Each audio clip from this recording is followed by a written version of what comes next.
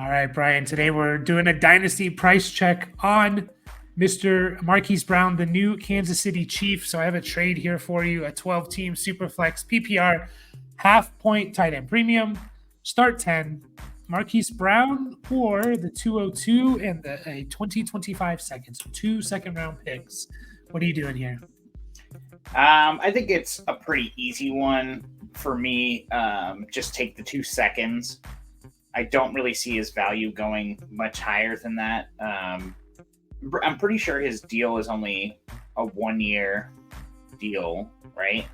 It's kind of like a 1-year prove it deal. And I know we're all excited about, seeing a burner with Patrick Mahomes again, because we saw what Tyreek Hill was back with Patrick Mahomes, but Marquise Brown is not Tyreek Hill. So I think it's kind of an easy one. Sell on the possibility, because you'll probably still get a decent enough receiver at 202, or whatever you want to do, maybe RB2 in the class, or maybe even like quarterback 6 or something. I don't know. I just think the value's there. Just sell. Yeah, I've been saying it all along. Like the 201 to 203, maybe even 204 could be like as valuable as like a first round pick in a lot of drafts. Again, if you just thinking off the top of my head, if there's going to be 8 or 9 receivers taken in like the first 50, first 2 rounds, first 50 picks, plus another 4 or 5 quarterbacks, plus a tight end, plus probably a running back or 2, maybe not. I don't know. Like, yeah, you're looking at potentially a early second round receiver. I just feel like last year, me and Dad did a mock draft, and we were just like, man, there was in the mock draft we used, there was a receiver who was drafted like 48th overall that was taken in our Dynasty rookie mock draft at like the 208. And I was just like, I feel like at the beginning of the second round last year, we were already taking guys drafted in the 3rd round of the NFL draft, H-hands and stuff like that. Like, yeah, I was going to say there was a lot of guys in the 2nd round last year. It seemed like, there was 2 or 3 tight ends, the Green Bay guy, and even the dude who went to Jacksonville, I think was the 2nd, Bretton Strange. I think he was the late 2nd round guy. Obviously, Laporta was the 2nd round guy for the most part. And Kincaid was off the board, Michael Mayer. So I think that kind of pushed guys like that out a little bit. But yeah, no, I agree. Like, I think it was a lot of 3rd round guys, because that's where a lot of the running backs went, it seemed like. Yeah, and like Jonathan Mingo, who was pick 40th overall or something. Yeah, he was like a fringe first round pick in a 12-team league. So whereas now the equivalent is the 40th overall pick could be like a mid second round pick. So I guess what I'm getting at is you should be able to get a good player. Marquise Brown's an interesting one though. Obviously he's on the Chiefs now, and that's already his values increased because he has KC next to his name. Like, whether you like it or not, his value's increased. Can you get more? Like, can he be worth a first round pick in the season, in August, in September, the first few games? Like, we've seen high level play from Marquise Brown over short stints the last couple of years. Like, yeah, we see not just like sure. Yeah, like not just as like a deep threat. Like, you look at 2022, his first 6 games before he got hurt, he had of 11, 17, 11, 10, and 9 targets in 5 of those 6 games. Even last year, before Kyler came back, he was kind of rolling a bit. Like 4 of his first 6 games, he had double-digit targets. And then he kind of did worse with Kyler. I know he's kind of hurt too. I don't know. He's an interesting one for sure. Does it change if this is like the 205? So you're potentially getting like 2 mid or late, or 2 mid-round picks. Does it change then, or are you still cashing out for basically 2 second-round picks, no matter what? Yeah. So I'll answer both of those questions. The 202 is obviously it's not, but it's basically a first-round pick. It's just outside of it. It's funny how like just the number starting with 2 can like really affect your value or valuation, I guess, of a pick. Because it happens to all of us, but because sometimes it's like, oh, I think I'd want a first for him, and I wouldn't take the 201, and it's like, well, it's the 13th pick, So I don't know. I think it's close enough to a first round pick where I'm fine with it. Like, I don't know. I'd rather have the 202 and a 25 second than the 112, kind of, I just still think that combination is still more valuable. Not that the first would be necessarily 112, but I imagine it's going to a contender mid-season. So no, I think I'd still want the 2 picks. Sorry, what was the second question? Or did I just No, I was just saying. Oh, the 205. If it was like 206 or 205 instead of the 202, would you still take like the 206 and 25 second for Marquise Brown?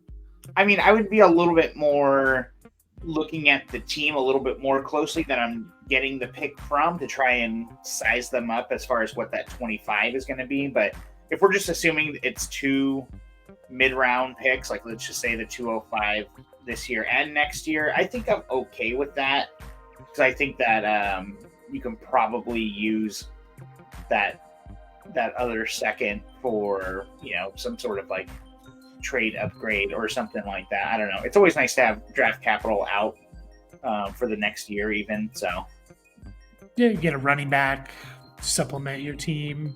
Yeah. To a mid-tier running back or something. Yeah, this is a tough one. Like, part of me wants to. I think I would take it if it was like starting to get closer to a mid, like the 206 beyond. I might hold out and just hope like week 1 Marquise Brown and Patrick Mahomes like hook up for like 2 deep touchdowns and he has a huge week, and then I sell him for even more or something. I just think the fact that you got to take into account like psychology when it comes into Dynasty. The more and more I think about it, like, man, the Kansas City next to your name is just such it makes Clyde Edwards-Helaire be drafted over Jonathan Taylor in a rookie draft. It makes Sky Moore probably be taken 3 or 4 spots higher than he maybe should. Like, it's crazy. Rashee Rice, his value, part of it's tied to you're on Kansas City, right? Like, which is fair. You're playing with the best quarterback in the league, but we've seen it not work out too. So, it's a really tough one. I'd probably stake this trade, and then if it was like a 206 or later, I think I might just hold out and just hope either I just use him or his value is even a little bit better, or I can use Marquise Brown and a second to tier up or something. Yeah.